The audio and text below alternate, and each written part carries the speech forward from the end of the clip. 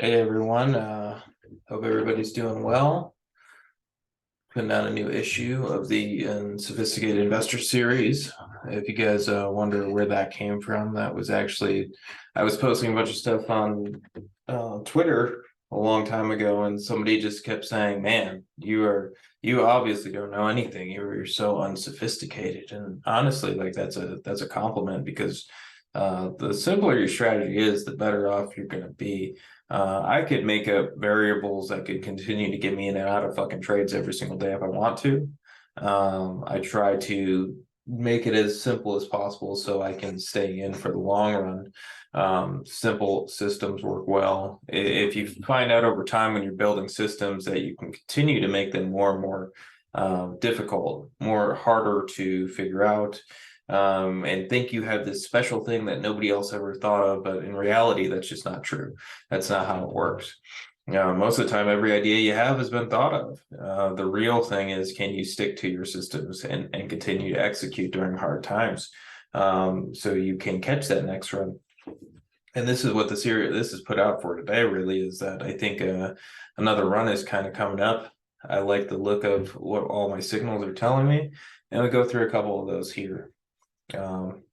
So going into my signals, basically I wanted to post this kind of showing so my regime model, which is fundamental, is also saying the same thing, that we're in a very risk on environment, more of a reflationary environment, even though the market sure as fuck doesn't feel like it, right? I mean, we kind of feel like we're in a state that's tough. Every trade you put on probably gets stopped. It's very choppy.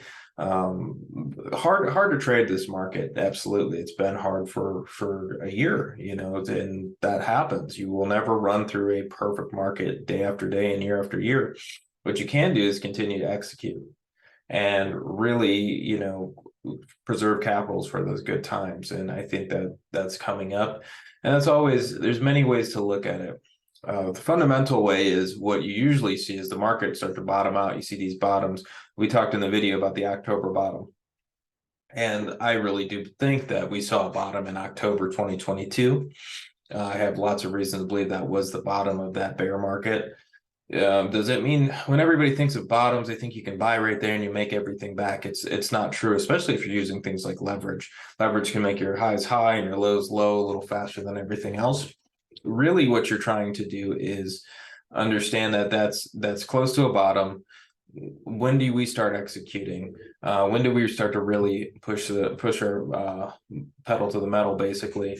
And I think that's coming up as we're looking at this right now.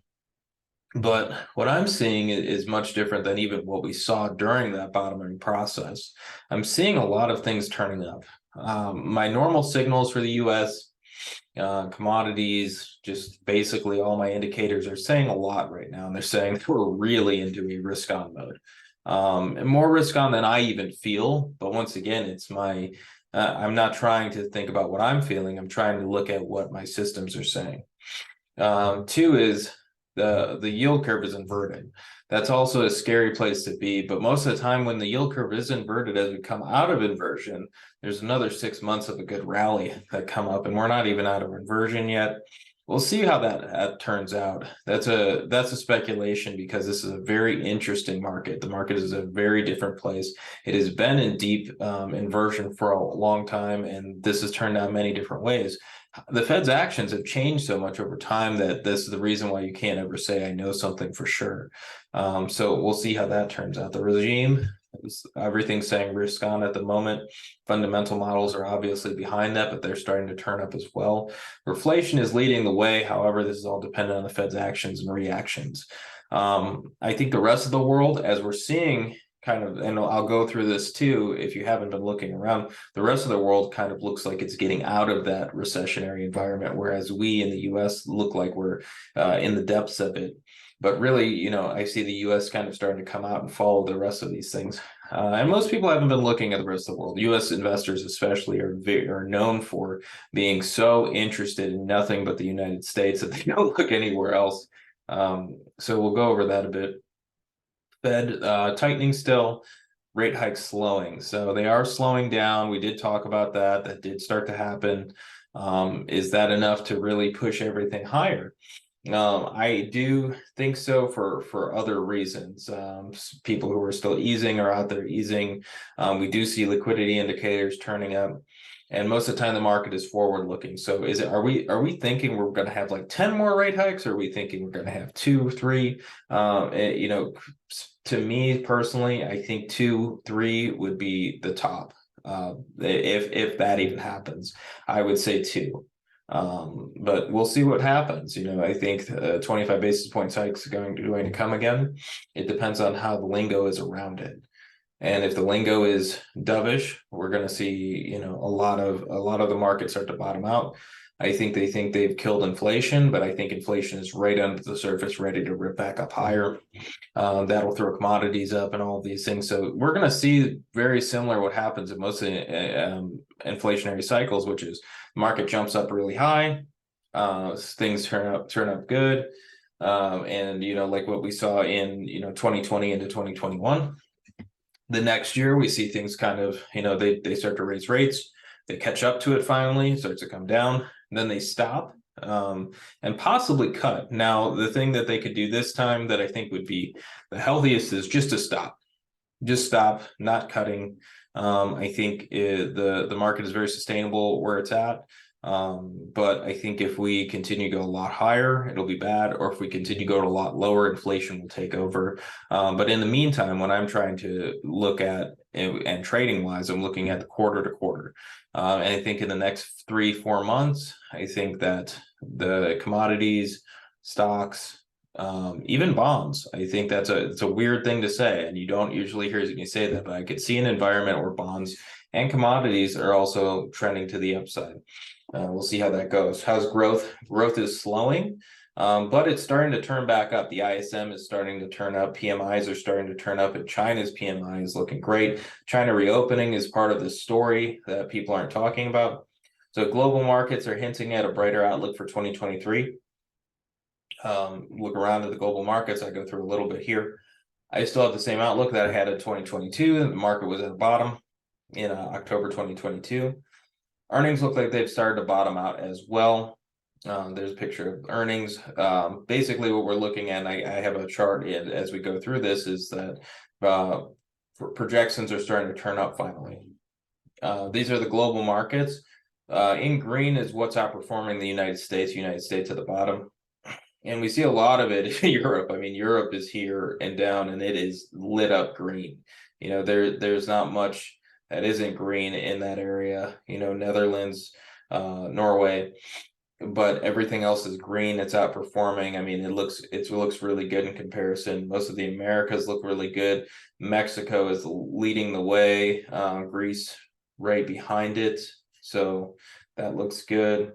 Asia isn't really leading the way quite yet, but I could see that changing. Taiwan looks good. Here's the sector. So we have the S&P here. Sectors that are outperforming. Materials is still outperforming even year to date. If you go back further to the October bottom, it's outperforming by quite a bit. Industrials as well.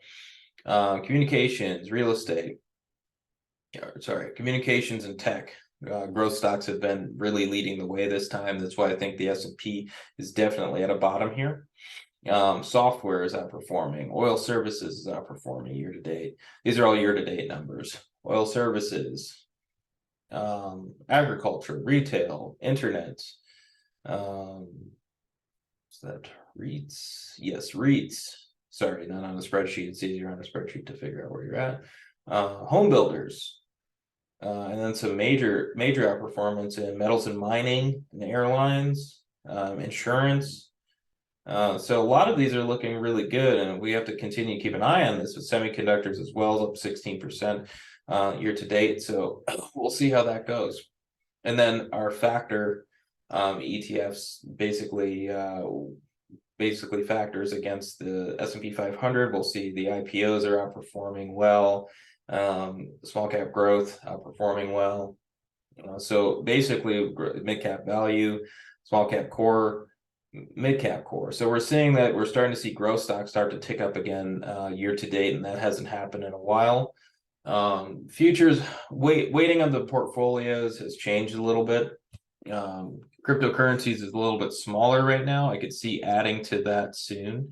I really like the way Bitcoin is looking. We do have a position in the futures portfolio in it. I may have missed putting that on here, but there's a long position futures. Physical gold and silver, still like holding that at around 25%. Long-term portfolio being retirement portfolio, long-term portfolio 35%, futures options 35%.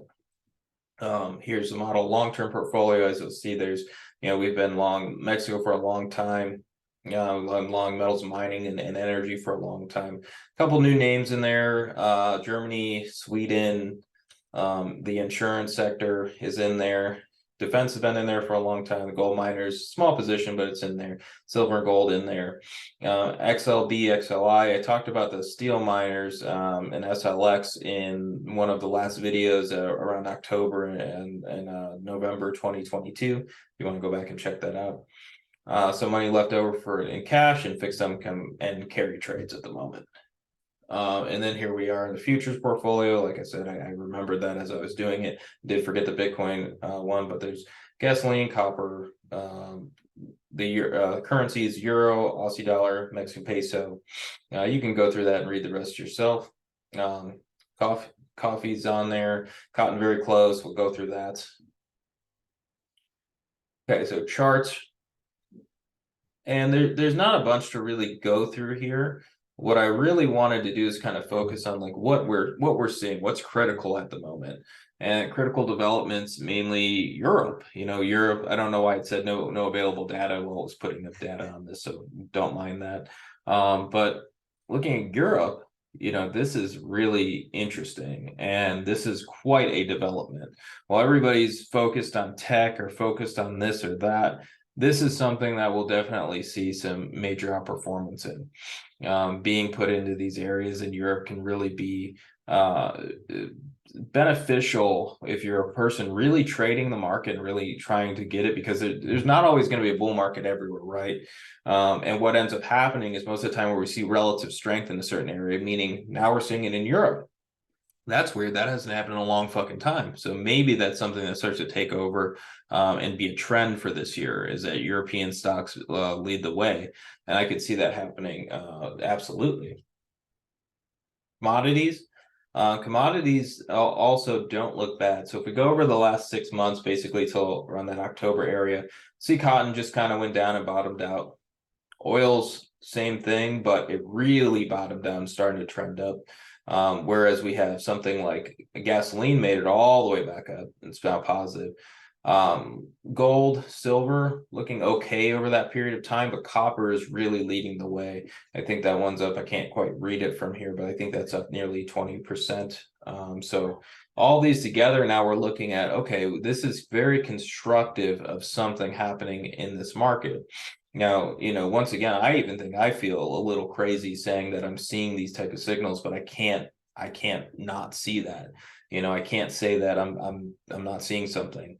Being constantly wondering and timid how this market's going to move isn't helping. So what I want to do is look at what I'm really seeing, flush out what I'm feeling, and then go from there. So looking at gasoline, big invert head and shoulders, made a new 50-day closing high. That's a full buy signal. So gasoline looks very interesting here. Precious metals. Now, over the last 6 months, we're seeing that gold has really been the outperformer. It looks really good. Platinum as well. It also looks really good. I could see those leading the way. And precious metals kind of being an interesting place to be for this year. It usually goes through these cycles when you have, maybe oil isn't the outperformer this year, but maybe something like gold is. So we could see how that goes. And then we have the China PMIs. So that's this one here. It's a red line on the third chart.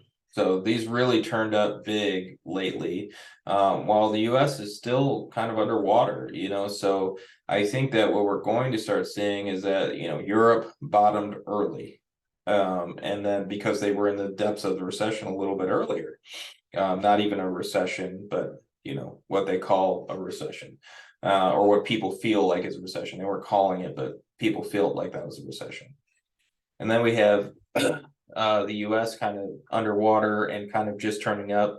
This is usual when we see markets, wherever that relative strength is. You think of 2000, for example, where relative strength flew into things like banks, microcap stocks, all gold miners, all of these areas that normally weren't seen as the now performer in the market at that moment.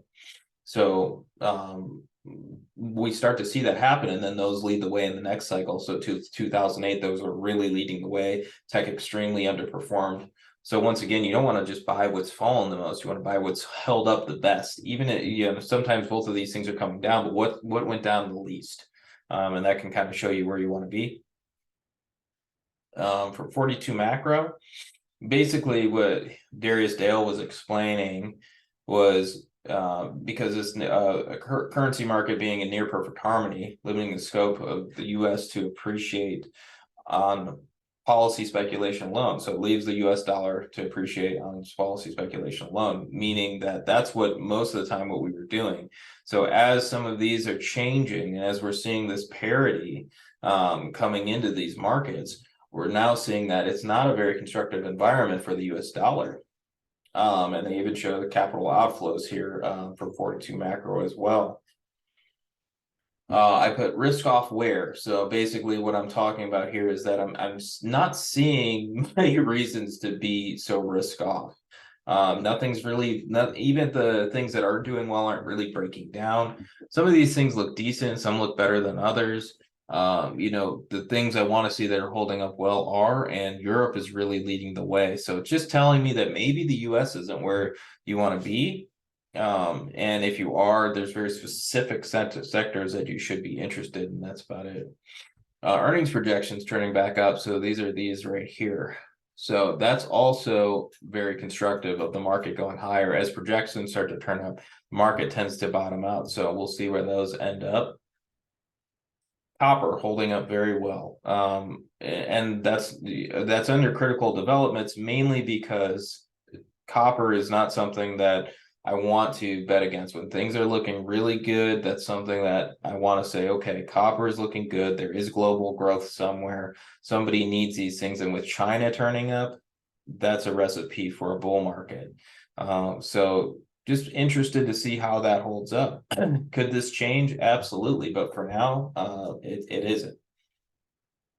Natural gas needs to cool off a bit. What I mean by that is that this is a massive downtrend. Usually, but it's natural gas, and that's my point. Usually, when you have a massive downtrend, you start to see chop for a while and up into this resistance zone. So who knows? We could see some serious chop for a while, but it is natural gas. It could be at new highs in a week. I don't know. So be careful with that one. The Mexican peso and Mexico in general. Really like this breakout pattern, really like the squeeze it's had. I've been talking about Mexico for a while in this trade. This has turned out really well so far. We'll see if it keeps going, but so far I like it, and I especially like the Mexican equities as well. Here is the cotton market. So cotton, it basically has been getting beat up. Now it's in this massive squeeze. And this is what I mean by crashes, meaning to cool off. You see this squeeze and kind of a coil, and it's just trending sideways for a while. If this breaks up, that's a great buy signal. If it breaks down, that's also a sell signal. So I'd be open to either side at the moment. XME, metals and mining, really, really good. Something I wouldn't want to think about any other way than it's still in an uptrend, still moving nicely. It's constructive of the copper market at the moment. We'll see where that ends up. The fundamentals look very strong for copper, but they always do. So that's not something that I really want to push on anybody, but also the COT data, supply and demand data, all these things look really good for copper. So I could see the copper miners doing really well, especially as their earnings have been good as well. Coffee waking up. Yep, insert whatever bad fucking coffee trading joke everybody makes every time they talk about coffee. Still trending up, gave some back in the last couple weeks, but we'll see where that ends up. Coffee has to give some back. It's none of these are straight up and down trends. You've got to be willing to take the hits at times. Steel miners, We talked about that. This was one of the highlights in the October 2022. Huge highs in relative strength. Just this is just a beautiful trend, and another reason to be kind of constructive on the industrial and material sector in the market. Speaking of materials, there's a material sector. This is a bigger sector, so steel is a subsector of that. And seeing that we're seeing the materials getting closer to new highs, industrials look pretty close to new highs. Once again, working out that October bottoming theory. We'll see where that ends up, but what I'd like to see in this month, and this month is usually a very bullish month, is that this continues to move a little bit higher. Bitcoin up against major resistance. There's a 200-week moving average against, and also resistance right there. We'll see where that ends up, but we're also coming out of a squeeze. If this breaks up out of that, there's no telling where Bitcoin could go. So I could literally see this being a very good trend building up here. But I really want to see it get up and over this area. Even though I am long, like I said, just to let you know what I'm doing, I am stopped out very close under these lows that are back here at the moment. So I did move up my stop to that recent low. CTA positioning, Europe leading the way. So basically, you're seeing that CTAs are piling into Europe. Now, most CTAs are systematic. This doesn't mean they know something. This doesn't mean something magical is happening. This means that there's a bunch of buy signals, a bunch of people are plowing into it. It's not always a good thing, but what it does tell you is that capital is flowing into Europe and not nearly as much capital is flowing into the US. So that's telling us something. Global liquidity conditions in blue, they remain supportive of growth. They still do remain supportive of global growth. So we want to look at the liquidity global. If we focus on nothing but the Fed, situations like 2017 happened, 2016, where you're focused on one thing and missing everything else. The next one is the inflation adjusted S&P 500 historically turns up after inflation peaks. This is pretty cool. I did get to read a little bit more about this. This is kind of showing that inflation, did peak out here. And historically, what happens is this is how the market goes. And we're kind of right at this point.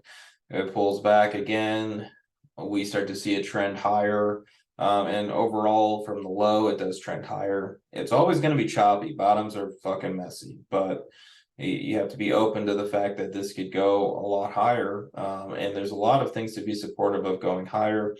Fundamentally, I want to be cautious. I think it's important to still be very cautious, but once again, it still looks like it's supportive of moving higher.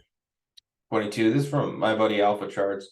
I just thought this was cool. I had a similar chart, but I was like, man, this really kind of puts it into perspective, and I didn't want to just yank it from him. HYGIEI is cool because it kind of, you want to figure out the volatility of these things together, each product, and they match very well. And you're starting to see that break into new highs, saying that people are getting into more risk on than risk off at the moment. Which could be also very supportive of some more upside in the market. Obviously, this is nice. When you see things like this as a divergence in intermarket analysis, you start to go, okay, well, that divergence is telling me that this lower low might be the bottom. And so far, it looks like that, but we'll see how that ends up. All right, everybody. Hope you guys had a good week trading and a good weekend, and we'll talk soon.